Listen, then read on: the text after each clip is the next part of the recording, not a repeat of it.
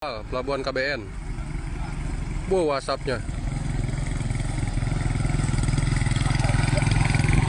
Meledak gede barusan suaranya juga ledakannya. Pelabuhan KBN. Api dan asap tebal muncul dari sebuah kapal pengangkut BBM Kusuba II di Pelabuhan KBN Marunda, Cilincing, Jakarta Utara pada Selasa pagi. Ledakan juga sempat terjadi diduga akibat korsleting listrik saat kapal tengah mengisi BBM. Ledakan bahkan terdengar 2 hingga 3 kali hingga radius 200 meter. Api baru berhasil dipadamkan pada Selasa siang dengan 9 mobil dan 45 personil pemadam kebakaran. Tidak ada korban jiwa dalam kebakaran ini, namun area kapal yang terbakar mencapai 63 kali 20 meter persegi. Kerugian akibat insiden ini diperkirakan mencapai 500 juta rupiah. Kita awali sore hari ini dengan informasi mengenai kurang lebih 1 pekan menjelang Idul Fitri, sejumlah penumpang mulai memadati stasiun Pasar Senen untuk menuju ke kampung halaman menyambut Idul Fitri. Dan lebih dari 650.000 tiket telah terjual habis untuk periode keberangkatan tanggal 31 Maret hingga 21 April 2024.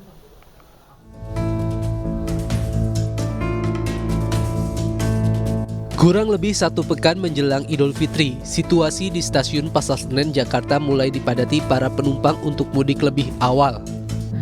Adapun para pemudik ini mengaku memilih mudik lebih awal untuk menghindari kepadatan dan agar bisa berkumpul bersama keluarga lebih lama. Mudik lebih awal ini juga sebelumnya telah dianjurkan oleh Presiden Joko Widodo dan Menteri Perhubungan Budi Karya karena diprediksi jumlah pemudik pada tahun ini akan meningkat. KAI Daob 1 Jakarta telah menjual lebih dari 650.000 tiket untuk periode keberangkatan tanggal 31 Maret hingga 21 April 2024. Enggak juga sih, tapi ya karena biar lebih lama di kampung aja, karena biasanya kan saya pulang itu setelah sholat Id. Ya, ke Yogyakarta. Oke, berarti nanti kira-kira mau balik ke Jakarta tanggal berapa? H+4 lebaran sih. H+4 lebaran. Oke, kalau untuk harga Pihak KAI memprediksi untuk puncak arus mudik akan terjadi pada 8 dan 9 April 2024 dengan beberapa rute yang menjadi favorit yakni Yogyakarta, Surabaya, Bandung, dan Garut. Dari Jakarta, Giselia Nurrahma, Bagus Prasetya, iNews melaporkan. Pemirsa, arus mudik Hari Raya Idul Fitri 2024 diperkirakan akan dilakukan oleh 193,6 juta masyarakat Indonesia. Hal ini mendapat atensi dan perhatian khusus dari pihak Kepolisian Republik Indonesia. Korps Lalu Lintas Polri menyiapkan beberapa cara penindakan dan antisipasi untuk kelancaran arus mudik seperti menggelar operasi ketupat hingga memperlakukan kebijakan kontraflow dan pemberlakuan satu arah di jalur tol Jakarta Cikampek. Dari Jakarta menuju wilayah timur, kami sudah mempersiapkan dengan berbagai strategi dari mulai kontraflow. Kontraflow itu ada kontraflow 1 lajur, 2 lajur, 3 lajur dari mulai titik nolnya itu ada di daerah Cawang, di Halim. Kemudian ada kita juga kebijakan one way. Kemudian ada juga ganjil genap yang akan kita laksanakan sampai di daerah Kali Kangkung di Semarang, Jawa Tengah. Namun secara preemptif pencegahan kita sudah menandatangani SKB, perjanjian kerjasama dengan kementerian yang lain untuk pembatasan kendaraan angkutan barang untuk melintas dari mulai tanggal 5 sampai dengan tanggal 16, 5 April sampai tanggal 16. Itu diharapkan dapat mengurangi kepadatan atau visi rasio yang terjadi di jalan tol. Jelang puncak arus mudik Lebaran 2024, Satuan Tugas Ramadan dan Idul Fitri PT Pertamina memastikan sarana dan fasilitas melalui seluruh anak cabangnya siap melayani masyarakat. Pertamina menjamin suplai bahan bakar minyak dan gas dari hulu ke hilir untuk kebutuhan arus mudik dan arus balik dipastikan aman.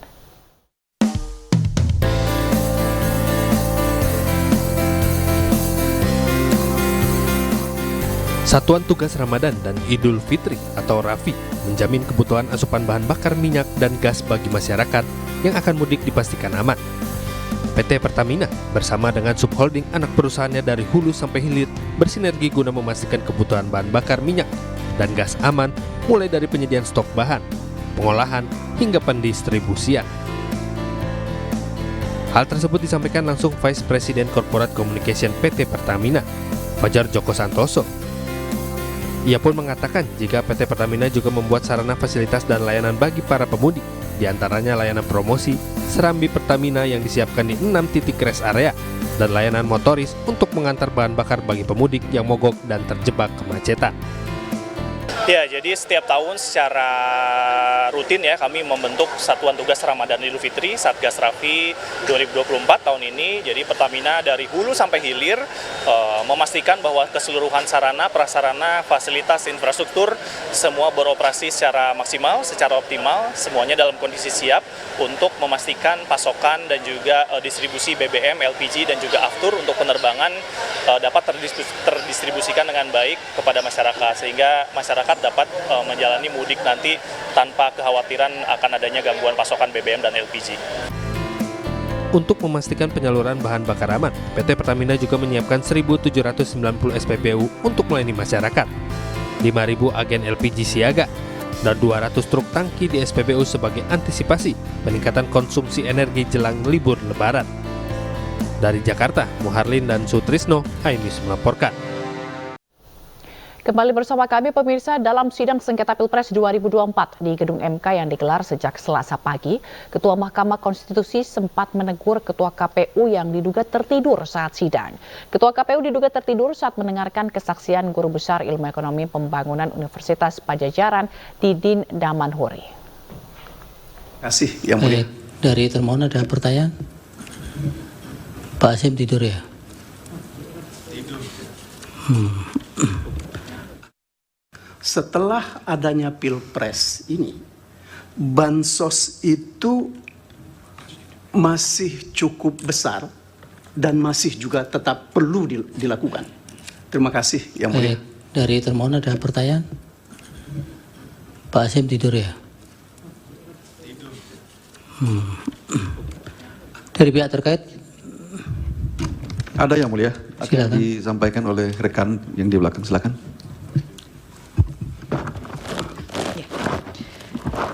Kami ingin mendalami pendapat dan paparan ahli yang tadi menyatakan bahwa El Nino seharusnya berakhir di bulan November 2023 sehingga bansos sampai dengan Februari 2024 diasumsikan sebagai politisasi pemilu. Kami ingin menanyakan kepada saudara ahli, yang pertama, apakah saudara ahli mengetahui dari BMKG bahwa El Nino itu diperkirakan akan berakhir di bulan Maret sampai dengan April 2024. Jika saudara ahli mengetahui, apakah ini juga menjadi dasar dari pernyataan atau pendapat ahli bahwa bansos sampai dengan Februari 2024 itu adalah politisasi, walaupun itu adalah bansos terkait dengan El Nino. Kemudian pertanyaan mengenai cadangan beras. Jadi dalam data yang juga ada di slide, bahkan di dalam paper saya, stok beras itu menipis. Jadi Januari itu kira-kira stok beras Bulog itu 1,4 juta. Dan setelah akhir Februari, stok itu sangat menipis, yang notabene kira-kira sudah tergelontorkan sekitar 660.000 ton. Nah, ada yang disebut dengan cadangan dalam masyarakat. Memang ada dampak El Nino, yaitu lambatnya panen. Tetapi itu ikut menjelaskan bahwa suplai yang kurang beras terhadap demand masyarakat yang meningkat menjelang puasa dan lain-lain, itu menjelaskan bahwa sebenarnya kalau tidak terjadi penggelontoran beras besar-besaran di Februari, termasuk juga bantuan tunai, saya kira harga-harga beras bulan-bulan Januari, Februari, Maret tidak sampai bulan ini, saya kira tidak akan setinggi itu. Salah satu saksi yang hadir dalam sidang sengketa pemilu hari ini menyoroti banyaknya kesalahan input dalam Sirekap. Bahkan saksi menyebut input data Sirekap sudah terpola dan diduga telah diatur oleh sistem. Ya, ini sudah terpola, artinya paling tidak dipilih TPS mana yang akan dinaikkan, kan begitu. Itu analisa dari saya sebagai orang IT. Ini kalau dilanjutkan ada sekitar 950 data, 950 kali upload. Jadi maaf 975 kalau nggak salah, sebentar ya. Nah 975 kali. Polanya sama semua terus dari atas ke bawah. Sampai suara terakhir ada di 128.071.868. Ini bisa dicek nanti database adminnya KPU bisa ngecek. Jadi seperti ini datanya yang mulia. Kemudian ditanya apakah ada kesalahan-kesalahan. Saya sudah siapkan juga. Kesalahan-kesalahan itu ada di sini. Ini checksum jejak perubahan. Jadi kalau ada kesalahan ada di jejak perubahan ini. Yang ada 441.000 kali itu. Salah satunya adalah salah satu jenisnya adalah perubahan-perubahan. Contoh perubahannya seperti ini, mudah-mudahan terlihat. Saya agak zoom ya. Contoh perubahan dari data lengkap menjadi rusak. Saya bahasakan rusak karena seperti ini. Ini ada TPS ID sekian, silakan nanti KPU bisa ngecek. Mudah-mudahan terlihat. Awalnya ada data nih, lengkap. Status suaranya true, status ADM true. Gitu ya, C1-nya juga ada, kemudian tiba-tiba berubah menjadi suara paslon hilang. Gitu. Kemudian suara sahnya berubah angkanya, suara tidak sah juga berubah, suara total berubah. Kemudian itu jam 18, jam 23 berubah jadi seperti semula untuk data ADM-nya atau data administratifnya. Suara paslon masih terhapus. Ini contoh. Kemudian ini contoh perubahan dari data lengkap menjadi kosong. Ini contoh nih. Ini jadi habis sama sekali kecuali C1-nya ya. Ini contoh. Ini awalnya ada semua. Ini sengaja saya tampilkan sebagian agennya, kemudian menjadi hilang. Ini ada, hilang. Oke, ada juga pola yang lengkap menjadi tidak lengkap. Jadi sebagian hilang, sebagian masih ada. Bisa di zoom silahkan nanti kalau ini filenya sudah saya share. Ini ada satu lagi, suara paslon dihapus atau berubah. Nah ini contoh. Saudara ada. Saksi, iya. Bisa nggak Anda mengemukakan beberapa data yang Anda dapatkan itu, suara yang berubah, yang hilang itu pasangan calon mana yang unggul? Ini kan cuma 3 pasangan calon itu. Iya. Banyak sekali yang mulia, sama-sama ada. Baik yang unggul 01, 02, 03 sama-sama ada yang mulia. Bukan sama adanya, yang besar suaranya begitu. Artinya menang di TPS kami itu. Kami tidak bisa menyimpulkan itu yang mulia karena datanya kotor sekali. Jadi boleh dibilang saya tidak percaya dengan data Sirekap saat ini. Iya kan, kalau kami hakim kan nggak boleh sampai ke kesimpulan seperti itu dulu. Iya. Makanya harus ditelusuri dulu. Makanya pertanyaan saya tadi kepada Anda itu, ada enggak yang bisa Anda buktikan? Misalnya ini, kalau misalnya yang unggul 03 itu kemudian suaranya berubah, atau yang unggul 01 suaranya berubah, atau 02 suaranya paling rendah dia berubah. Ada enggak yang kayak begitu? Semua yang ditanyakan yang mulia itu ada semua kasusnya. Cuman berapa banyaknya kan saya harus meneliti lebih jauh lagi, dan untuk membuktikan bahwa angka itu benar atau tidak kita perlu C hasil yang otentik, yang ada metadatanya. Kalau yang sekarang ada kan kita nggak percaya. Percuma saya membaca pakai OCR dengan teknologi yang kami kembangkan juga misalnya, tapi C hasilnya C hasil yang bermasalah. Enggak. Saya bisa menunjukkan TPS aneh di sini, saya ada slide-nya juga. Ini mungkin yang mulia bisa lihat ini, bisa dibayangkan ya. Ini yang diupload itu seperti ini yang mulia. Di setiap pojoknya ini kalau agak ini yang mulia, ini ada rambut, ini ada pecahan kaca yang mulia. Itu apa maksudnya itu? Ya ini kemungkinan di scan, bukan di foto. Padahal sebelumnya ada foto yang seperti ini, yang sangat baik itu. Sebentar, KPU itu yang dimasukkan ke data itu yang di scan atau yang di foto? Terima kasih majelis. Jadi foto yang digunakan itu adalah foto di handphone masing-masing anggota KPPS. Jadi kualitas masing-masing handphone kan beda-beda. Oke.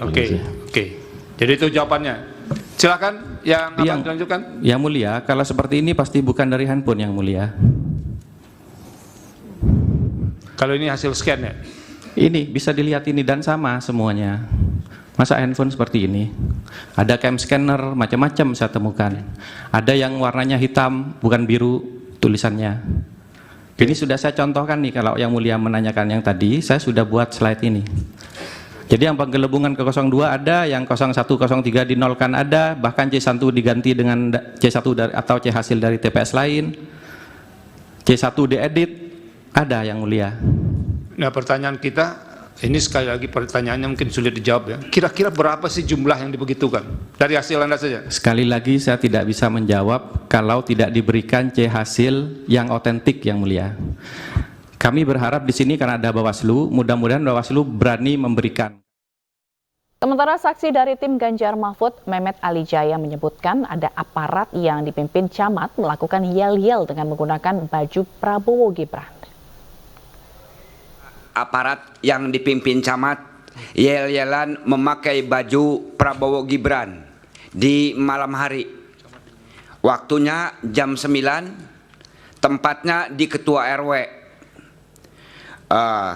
Yang memimpin, yang mengatakan 1, 2, 3-nya Pak Camat, yang baris Kepala Desa dan Perangkat Desa, Ketua Sekretariat PPS. Camat mana Pak? Camat Kecamatan Munjul, Kabupaten Pandeglang. Namanya siapa itu?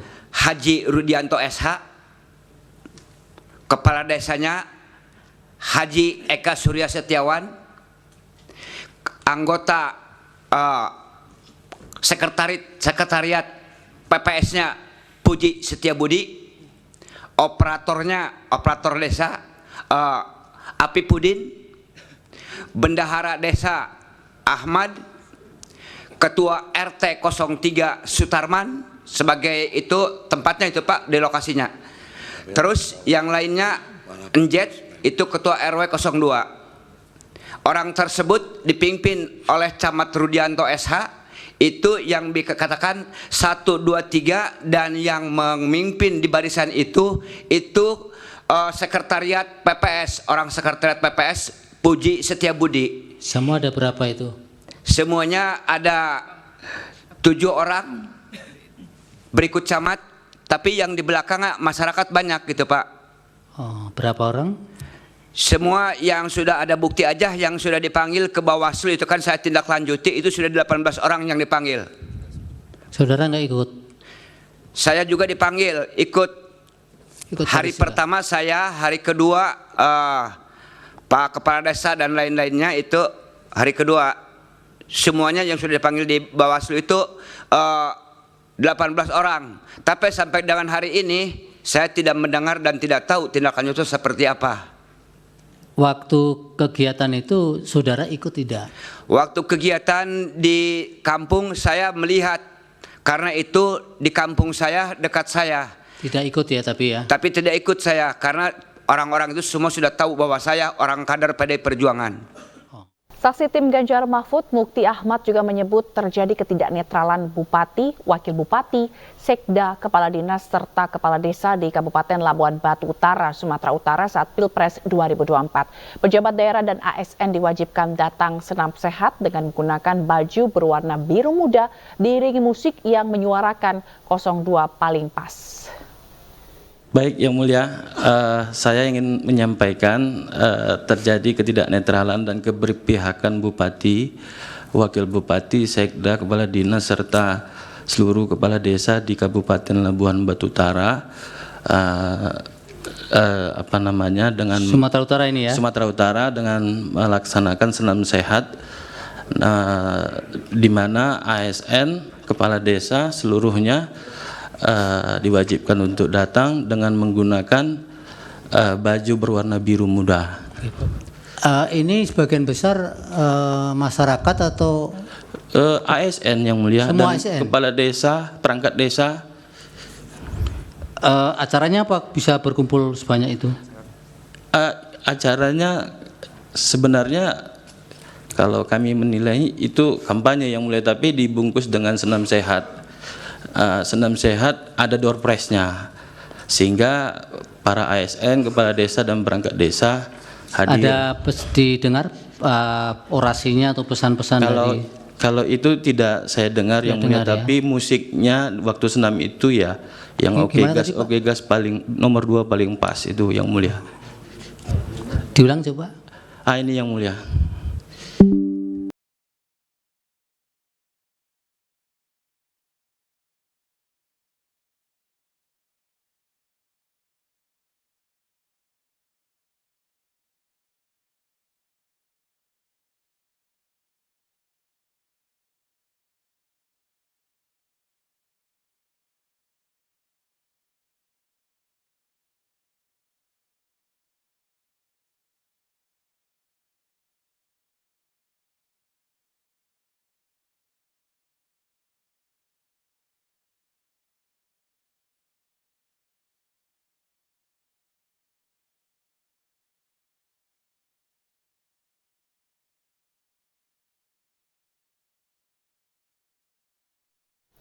Sementara itu, tim kuasa hukum Prabowo Gibran menyebutkan saksi-saksi yang dihadirkan hanya saksi yang mendengar. Beberapa keterangan saksi tidak memiliki korelasi langsung dengan pokok perkara. Selain itu, tim kuasa hukum juga menyebutkan pelanggaran terstruktur sistematis yang dituduhkan tidak bisa dibuktikan. Saksi-saksi yang dihadirkan adalah saksi-saksi yang hanya mendengar atau diauditu dan melihat, bukan melihat. Jadi saksi yang mendengar. Dan kemudian hanya 1-2 saksi yang menyatakan melihat secara langsung. Tapi yang lain hanya mendengar. Kemudian ada 1 saksi yang sangat viral selama ini, seorang ibu Indah namanya, saksi itu, yang menyatakan bahwa ada aparat yang mengintimidasi kader dari saksi tersebut. Dan setelah kita dalami, kita tanya siapa aparat tersebut, nama siapa, tapi hanya dikatakan, hanya memperkirakan bahwa orang itu mengaku sebagai pasukan pengamanan presiden. Namun tidak tahu siapa dan hanya diperkirakan itu sebagai pasukan pengamanan presiden. Jadi beberapa keterangan-keterangan saksi di sini tidak mempunyai korelasi langsung dengan pokok perkara yang dimohonkan oleh para pemohon, khususnya dalam hal ini pemohon 2. Demikian juga tidak menjelaskan relevansi apa dari keterangan saksi itu terhadap permohonannya. Jadi dengan demikian kita melihat banyak permohonan atau keterangan saksi dari permohonan itu yang tidak mempunyai relevansi. Kalau yang selama ini didalilkan oleh para pemohon, khususnya pemohon 2, bahwa mereka akan membuktikan terjadinya pelanggaran TSM, terstruktur, sistematik, masif, dengan hanya menghadirkan 7 orang saksi, dia tidak bisa membuktikan apa-apa. Ya. Pasif itu kalau di pilkada itu setengah dari kecamatan yang ada di kabupaten kota. Kalau terjadi itu, maka terbukti ada pelanggaran secara TSM. Tapi dalam kasus Pilpres, daerah pemilihannya kan 38 provinsi. Sementara yang terjadi ini, tadi di 1 desa di Kabupaten Pandeglang, di 1 tempat di Gunung Kidul, di 1 tempat di mana tadi Jawa yang ibu-ibu itu? Gunung Kidul. Nah, jadi sebenarnya kalaupun itu ada sama sekali tidak menunjukkan bahwa telah terjadi satu pelanggaran secara terstruktur, sistematik, dan masif di seluruh. Pemirsa, KB Bank berkolaborasi dengan pemerintah Kabupaten Bintan secara resmi meluncurkan kartu solar subsidi Bintan. Dengan kartu tersebut, penyaluran solar bersubsidi di wilayah Bintan, Kepulauan Riau akan lebih mudah, efisien, dan tepat sasaran. Launching kartu solar subsidi Kabupaten Bintan guna mempermudah pelayanan terhadap masyarakat Kabupaten Bintan secara resmi saya buka. Berkomitmen untuk memberikan layanan terbaik kepada masyarakat, KB Bank bekerja sama dengan pemerintah Kabupaten Bintan melalui Dinas Perhubungan meluncurkan kartu solar subsidi Bintan. Peresmian kartu solar subsidi Bintan ini dilakukan secara resmi oleh Direktur Utama KB Bank dan Bupati Bintan di SPBU Jalan Pinang Uban kilometer 16 Toapaya, Bintan, Kepulauan Riau. Direktur Utama KB Bank, Wu Yuli, berharap masyarakat Bintan dapat memanfaatkan full card dengan sebaik-baiknya, sehingga upaya untuk meningkatkan efisiensi dan keadilan dalam distribusi bahan bakar bersubsidi dapat terwujud. Hal ini menjadi bentuk komitmen KB Bank untuk melayani masyarakat Indonesia dengan lebih baik.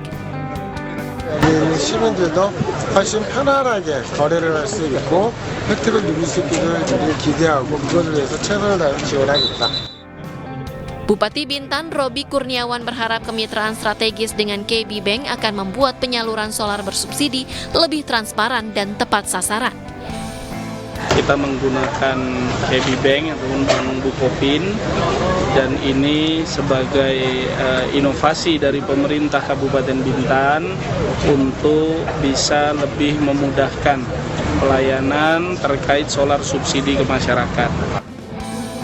Saat ini jumlah kartu solar subsidi Bintan KB Bank yang resmi digunakan di SPBU sebanyak 896 kendaraan dari 1.600 kendaraan yang terdata. Kedepannya, KB Bank dan Dinas Perhubungan Bintan akan melakukan ekspansi bisnis yang lebih luas untuk bisa memberikan pelayanan terbaik untuk distribusi bahan bakar bersubsidi. Dari Bintan, Kepulauan Riau, Humala Nasution, iNews melaporkan.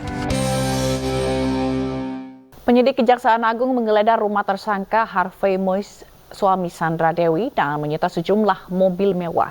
Penggeledahan itu terkait kasus dugaan korupsi dalam tata niaga komoditas timah.